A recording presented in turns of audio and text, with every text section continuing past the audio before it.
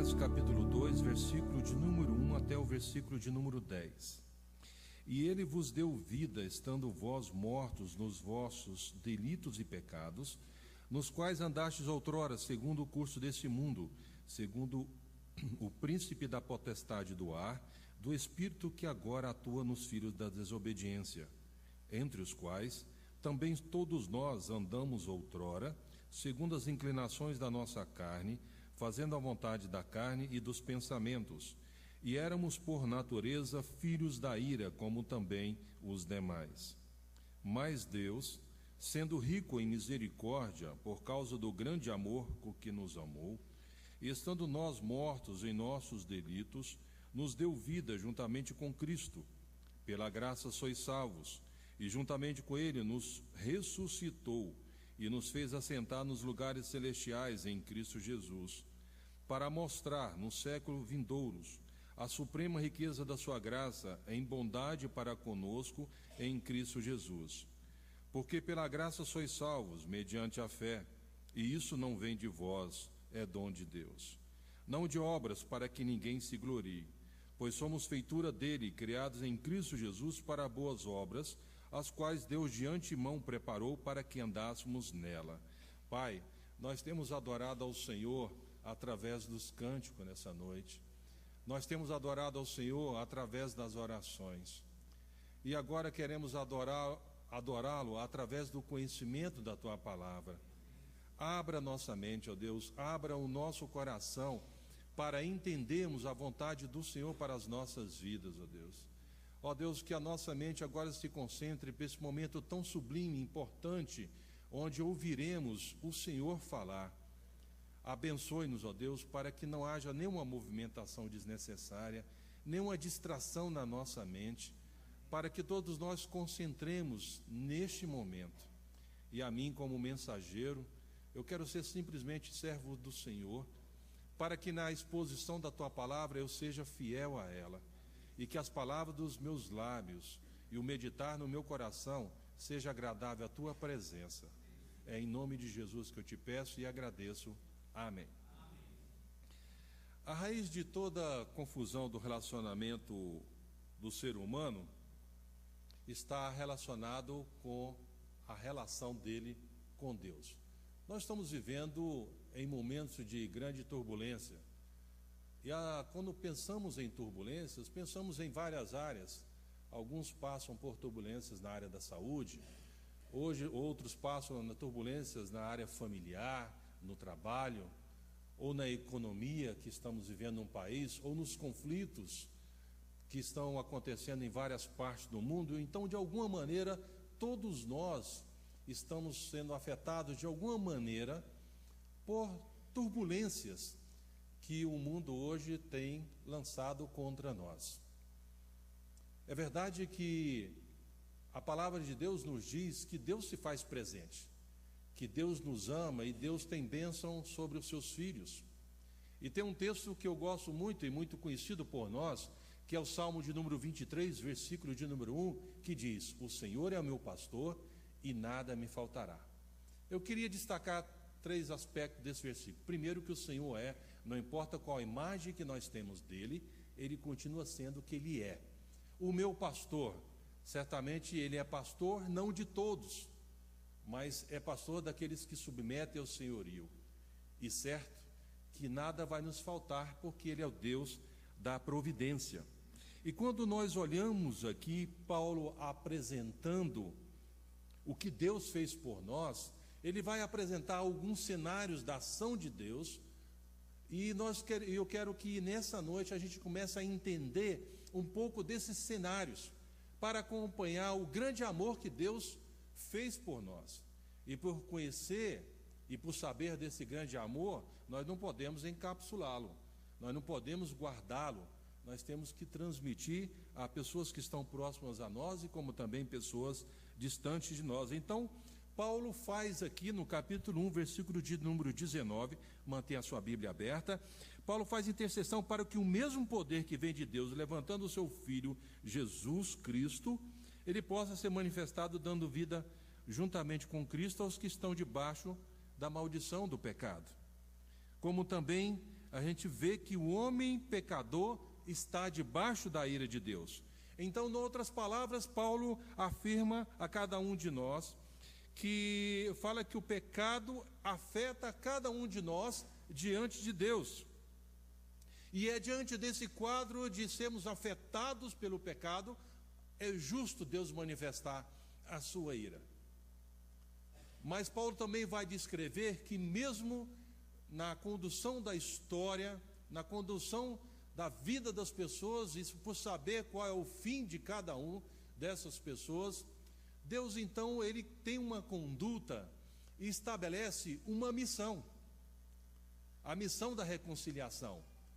É alguém que estava numa condição de não poder se salvar, estava numa condição de não poder fazer nada por si só, e Deus vendo essa condição, então ele estabelece a missão de resgate.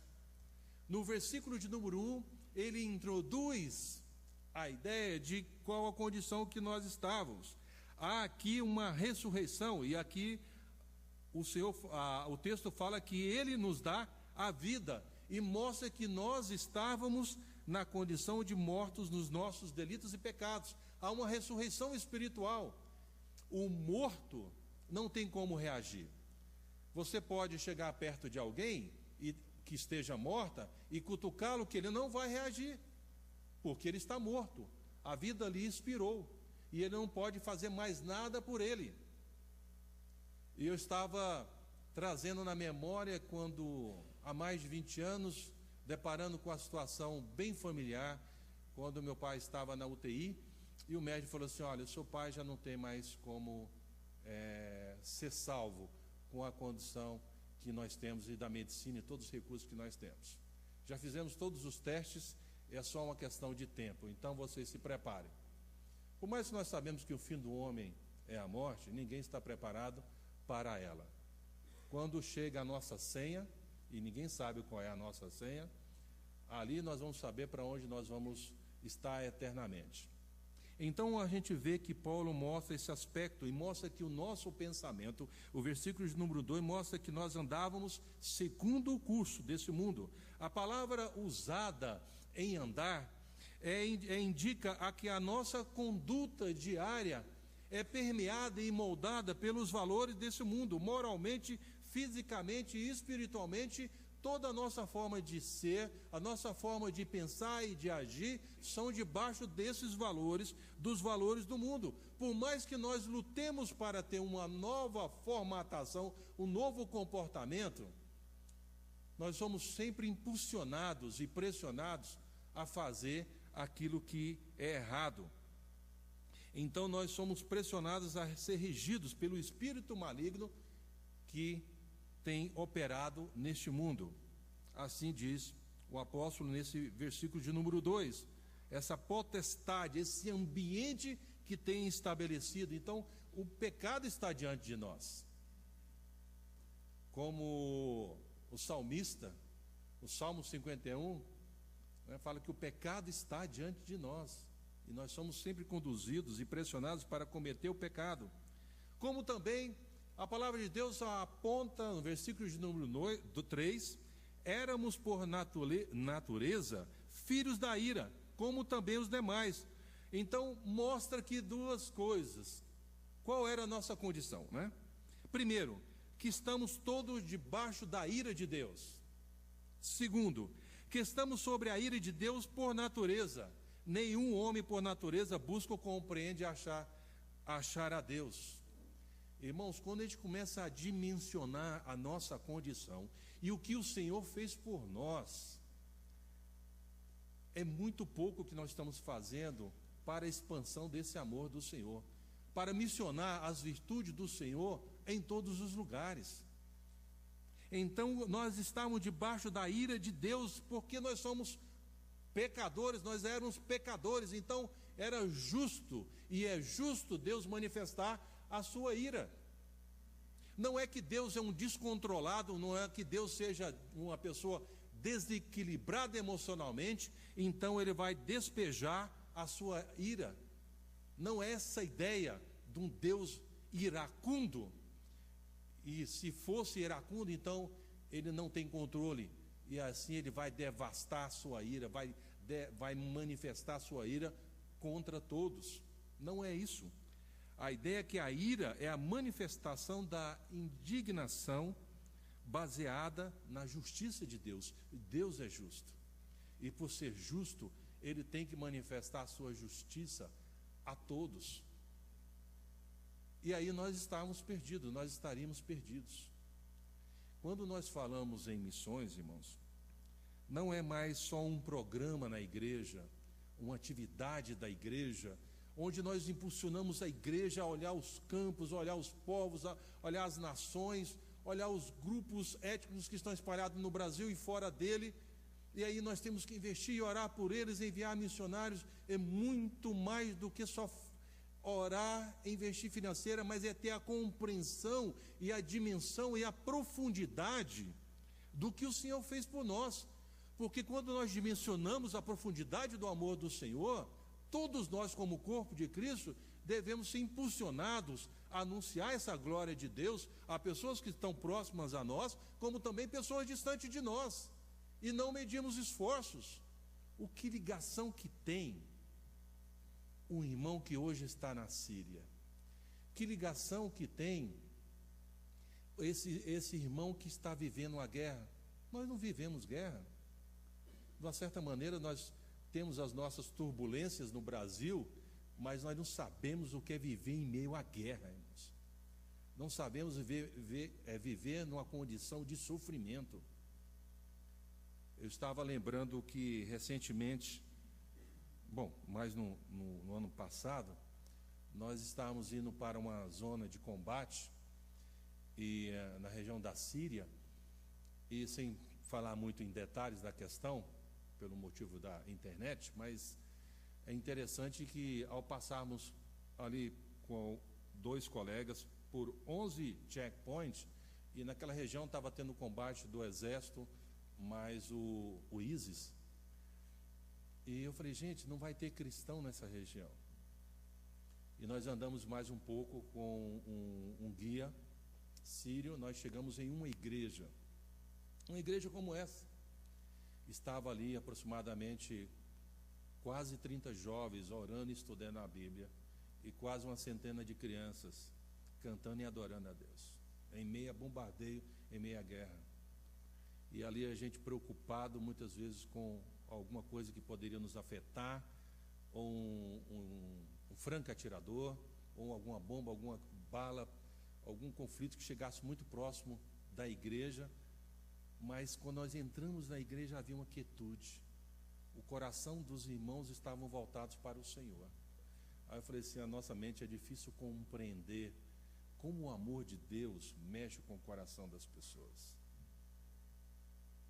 Irmãos, o que nós fazemos é muito pouco. Nós fazemos pouco porque nós não dimensionamos o que Deus fez por nós. Nós somos neófitos no conhecimento das Escrituras. Nós somos neófitos na dimensão desse grande amor. Eu estava adorando juntamente com os irmãos aquele canto que fala reina. O que é reinar? Quantas vezes nós obstaculamos a manifestação desse reino na vida de outras pessoas, quando Deus quer nos usar para que esse reino seja estendido a outras pessoas através das nossas vidas, porque para nós é mais importante uma novela, um filme ou um jogo de futebol, ou gastarmos em torno de 6 horas por dia nas redes sociais, do que dobrar o nosso joelho para Deus manifestar o seu amor na vida das outras pessoas. E quando a gente entende Paulo apresentando aqui que Deus, diante do quadro que nós estávamos, ele então estabelece a sua missão, a missão da reconciliação. E no versículo número 4 ele introduz que a primeira missão de reconciliação é por causa da sua misericórdia. Veja no versículo 4, mas Deus, é Deus, irmão, somente Deus, porque se depender de nós, nós vamos olhar para nós mesmos, nós vamos olhar para o nosso umbigo, para o bico do nosso sapato, porque a nossa visão muitas vezes limita a nossa esfera de alcance dos nossos olhares, porque muitas vezes nós pecamos e não entendemos a dimensão do amor de Deus e não movimentamos a favor da expansão da obra de Deus, e pecamos contra Deus. queremos ficar isolados na igreja, olhando para nós mesmos, esperando a volta de Jesus. E que se dane o mundo lá fora. Mas quando a gente vê aqui Paulo apresentando que Deus é misericordioso, versículo 4, existe aqui a compaixão ou dó. Os atos de Deus são temperados pela sua misericórdia, incluindo os seus decretos de julgamento. Então Deus foi tão misericordioso que Ele olhou para nós, pessoas imprestáveis, e aí o que Ele fez? Ele dá o sopro da vida. Ele soprou a vida em nós.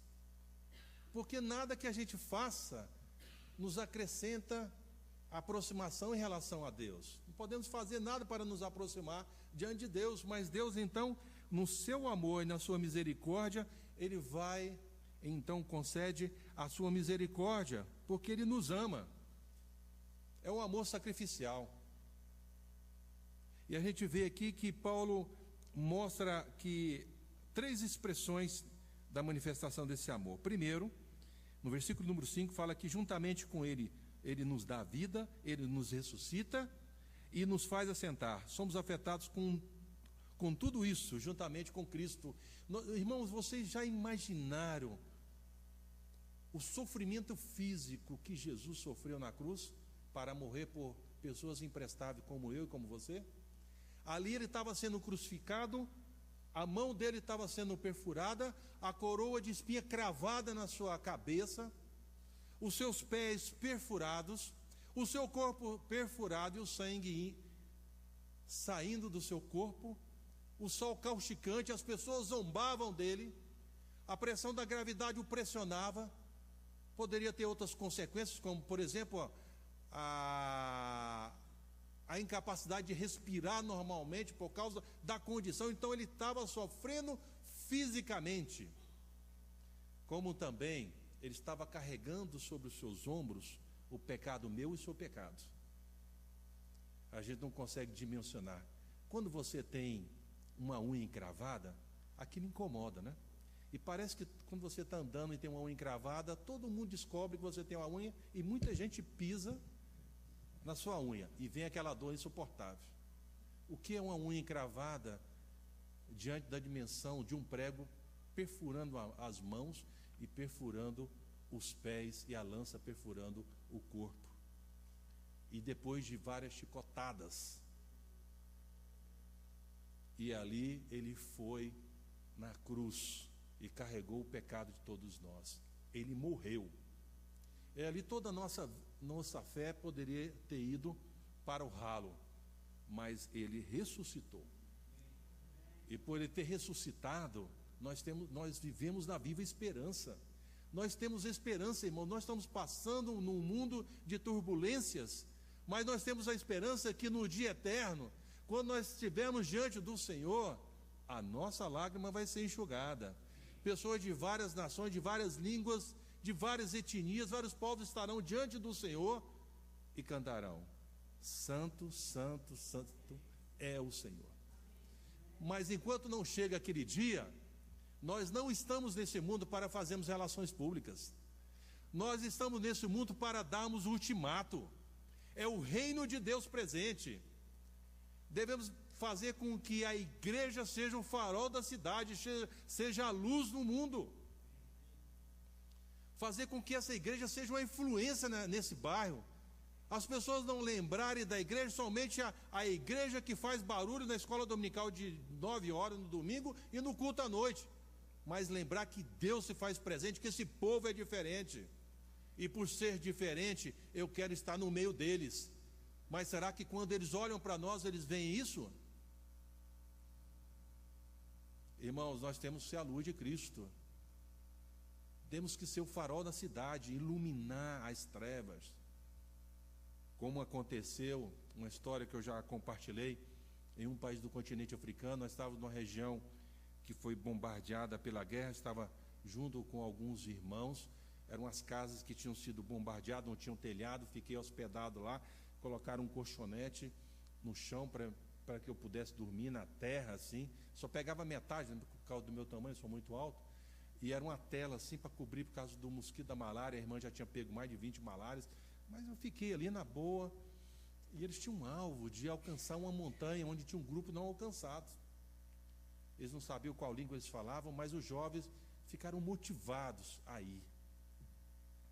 E foram, andavam umas 6 horas de carro e mais umas 8 horas subindo a montanha. Chegaram lá, veio um senhor e falou assim: por que vocês demoraram tanto tempo? E eles ficaram assim surpresos, porque eles não mandaram nenhuma mensagem, não falaram nada, e eles, mas demoraram quanto tempo? O quê? Vocês demoraram muito tempo a mostrar a luz. E os jovens falaram: mas que luz? Aí o homem da aldeia falou assim: a luz que está em suas mãos. Sabe o que eles tinham nas mãos? A palavra de Deus. E ali o líder falou assim: olha, muitos dos meus parentes, meus amigos, meus antepassados morreram sem conhecer essa luz, e vocês não vão embora daqui enquanto não tirar o meu povo das trevas. Irmãos, eu não estou falando de coisa de anos e anos passados, estou falando de dias atuais. Isso aconteceu. Poderia passar inúmeras histórias do que Deus está fazendo ao redor do mundo. E ali pessoas converteram. Pessoas estão aí gritando no silêncio.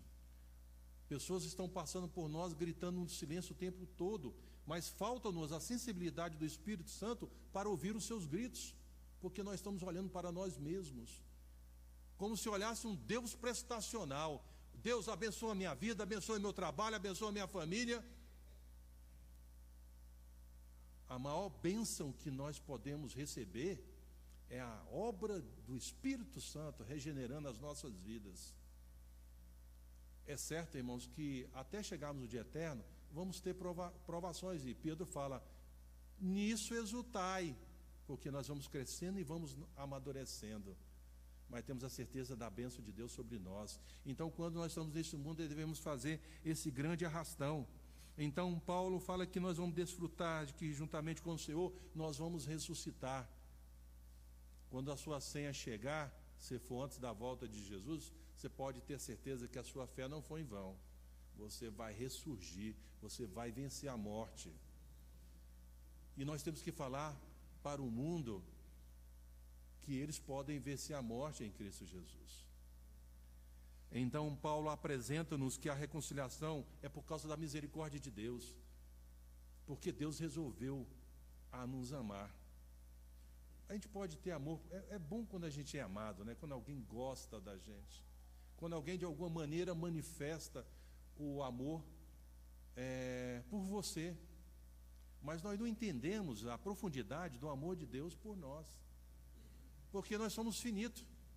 Quando você faz aniversário, alguém te dá presente, é porque alguém teve carinho por você. E a gente gosta de receber presente.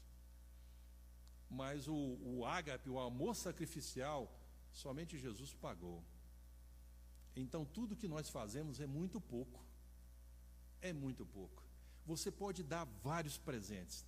Talvez uns gostam de roupa, outros gostam de um aparelho novo, um smartphone, outros gostam de uma casa, de um carro, quer ganhar ou quer ter alguma coisa nova. Mas nenhum desses presentes muda o curso da história da pessoa. Nenhum desses presentes vem a marca da cruz de Cristo. Nenhum dos presentes dá salvação. É somente o presente do amor de Deus através de Cristo Jesus.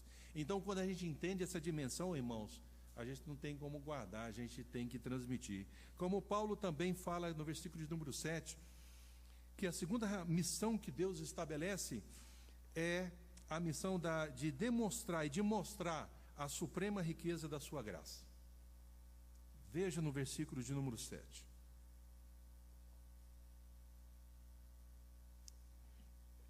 Para quê? Por que Deus demonstrou esse amor? Para mostrar nos séculos vindouros a suprema riqueza da sua graça em bondade para conosco em Cristo Jesus. Então aqui não haverá uma estagnação do amor de Deus e das bênçãos de Deus. Os remidos continuarão a avançar e prosperar na santidade de Deus. Aqui a palavra de Deus mostra que essa suprema riqueza, ela é a graça de Deus dada aos crentes. Veja bem, uma coisa muito importante, irmãos. A gente fica toda hora nos momentos de dificuldade, nos problemas que enfrentamos, a gente fica pedindo a bênção. Oh, Deus abençoa, Deus abençoa, Deus abençoa. Deus não tem compromisso com ninguém, e Deus não mobiliza a sua bênção a favor de ninguém, daqueles que não querem ter compromisso com Ele. Aí ele fica pedindo a bênção, achando que Deus é pastor de todos. Ele não é pastor de todos. Ele é pastor daqueles que submetem ao seu senhorio. Então, se você submete ao senhorio do Senhor, a bênção de Deus vai sobre a sua vida. E a gente vai criando caminhos, vai criando estrada, vai cavando buraco e fica pedindo a Deus para tapar os buracos e pavimentar as estradas. Deus não tem compromisso com isso. Deus não mandou criar alguns trajetos que nós estamos criando, depois ficamos pedindo a Deus para abençoar. Nós temos que saber qual é a vontade de Deus para as nossas vidas e o que Ele nos vocacionou para cumprimento da sua vontade. Então aqui apresenta-nos que essa ideia aqui no versículo número 7, suprema, significa que Deus vai extravasar o seu amor que houve em Cristo Jesus no dia eterno. Para o seu Deus, nós não temos a capacidade de ver o que vai acontecer, mas a palavra fala que essa expressão suprema é a ideia de que Deus vai extravasar, vai superar. Ele vai dar mais do que você imaginava. Qualquer presente que você almeja, Ele vai dar uma coisa muito melhor. Eu estava pensando há um tempo atrás, quando eu completei 50 anos, a minha esposa chegou para mim e falou assim: o que você gostaria de ganhar de presente? Aí eu falei assim: eu quero um iPad do último que tiver aí no mercado, maior capacidade. Aí ela falou assim: mas você não está pedindo muito? Aí eu falei assim: não, só estou falando o que você perguntou, porque também eu já tinha em mente que se ela fosse comprar, ia sair da mesma fonte, porque a fonte é a conta conjunta. Então eu não queria que ela me desse o iPad no fundo. E a gente sabe que quando a gente é pastor, é os presentes clássicos: gravata, meia, camisa. Eu acho que para o próximo milênio eu devo ter gravata sem repetição. Bom, é força de expressão, viu, irmãos? Então, se você quer dar um presente para o seu pastor, procure a esposa dele. Aí eu falei só isso e tudo, e minha esposa, no dia do meu aniversário, aí ela, sem eu saber, ela mandou um contato com algumas pessoas: vamos ter um almoço e tal, comemorar o aniversário. Aí no dia do aniversário, aí a minha filha, minhas duas filhas, me traz um presente. A caixa era um formato de uma gravata. Você tem que rir, agradecer e odiar, mas não pode expressar. Geralmente você ganha presente que alguém ganhou um amigo secreto, detestou e dá para você. Ou aquilo que está sobrando na casa da pessoa, ele pega aquele papel amarrotado e entrega para você, como se fosse, imaginando que você não sabe que ela pegou um presente, um papel que está debaixo do colchão, lá que ela guardou, né? Então tem de tudo. E aí eu abri, eu peguei aquela caixa, falei: mais uma gravata. E quando eu abri, me surpreendeu. Estava um papel escrito: vale um iPad. Aí eu fiquei num conflito de emoção. Saiu da minha conta ou algum irmão deu uma bênção aí?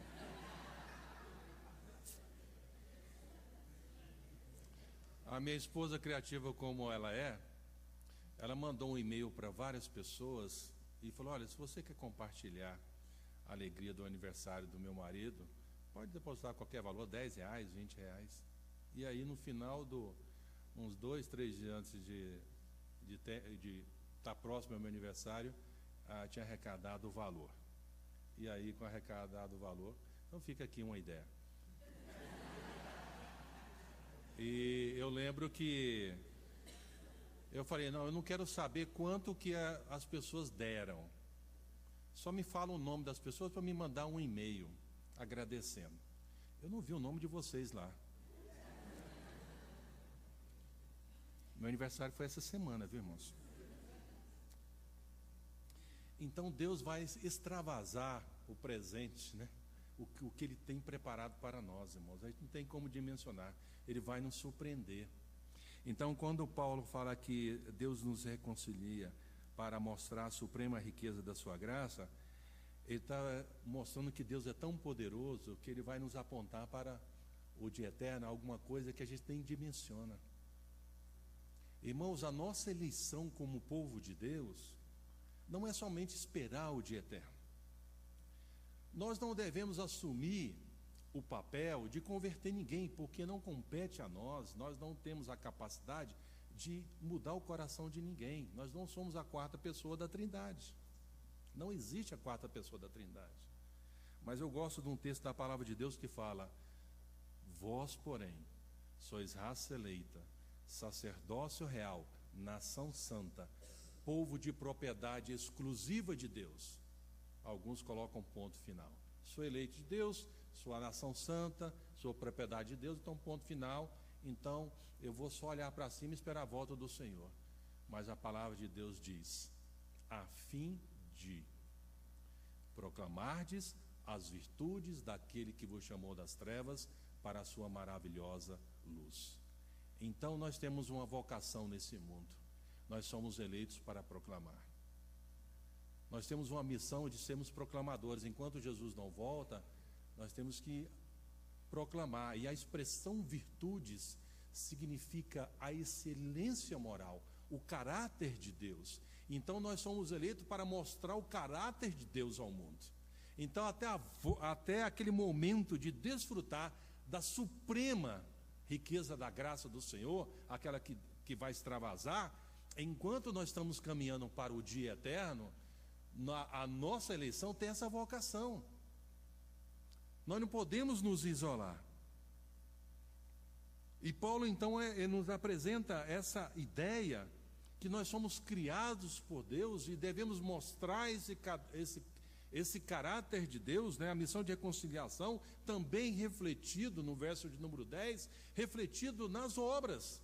Não é que as obras têm mérito diante de Deus para a salvação, mas deve permear a vida de cada um de nós.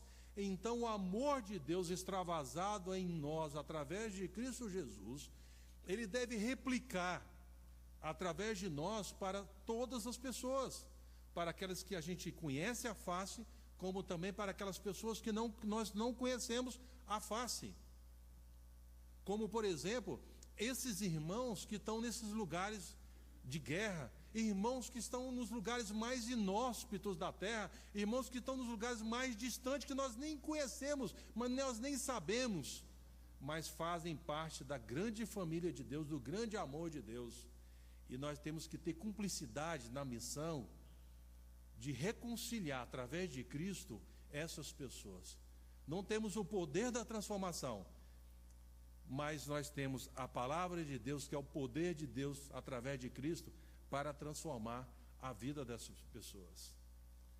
Agora, nós só vamos entender e dimensionar tudo isso quando nós voltarmos para o versículo de número 1 e entendemos o amor que Ele teve por nós. Por que que Deus mandou o único filho dele para ser crucificado, humilhado e carregar sobre os seus ombros um pecado que não era dele, que era seu e meu? E ali ele sofreu, mas venceu. Então, todos os lugares que nós vamos, nós temos que espalhar esse vírus do amor de Deus. O vírus do amor de Deus, quem usa a tecnologia sabe, quando chega um vírus no computador, muitas vezes acaba com o computador, destrói arquivos, trava o computador, e quando não tem backup, pior ainda, a coisa fica mais complicada. Mas quando o amor de Deus vem, ele sai arrebentando todas as estruturas. Não tenha pessoa que seja ateu, pessoa que não acredite em Deus, que quando o amor de Deus venha, ele possa resistir, porque o amor de Deus é irresistível. A graça de Deus, quando vem, arrebenta todas as estruturas. Nós não podemos desistir das pessoas. Temos que orar, ainda há tempo, temos que orar. Mas só quando a gente entender o amor de Deus, que nós vamos fazer com que a missão que Deus tem dado a nós seja cumprida na nossa vida a cada momento. Para que isso aconteça, irmãos, a gente tem que mudar um pouco a nossa vida. O nosso compromisso com Deus só vai até onde nós o conhecemos. O nosso compromisso com Deus só vai até onde nós o conhecemos. Quanto mais nós temos compromisso com Deus, nós vamos assumir compromisso com a sua obra e com os valores e com seus preceitos. E saber dimensionar o amor de Deus em meio ao sofrimento. Saber dimensionar o amor de Deus em meio à dor. Porque tudo isso nos aponta para o dia eterno. E tudo que passamos nesse momento é muito pouco. Porque Ele vai nos abençoar, vai nos guardar e também vai nos proteger. Certa vez eu estava conversando com um pastor chinês. Na verdade, eu estava ouvindo uma palavra de um pastor chinês. E concluo com esse testemunho. Ele disse o seguinte, que quando ele foi pregar o Evangelho, e uma das vezes que ele estava pregando o Evangelho, ele foi preso, e ele estava preso, algemado, com as pernas para frente, somente com a roupa íntima, os braços para frente também algemados, e horas ele estava no chão com dores insuportáveis por causa da posição que ele estava.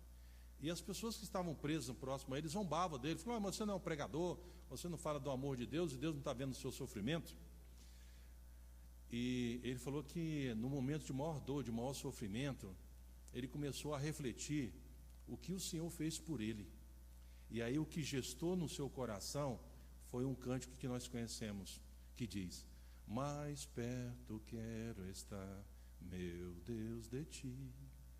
Então, quanto mais nós estamos perto de Deus, nós dimensionamos o amor dele.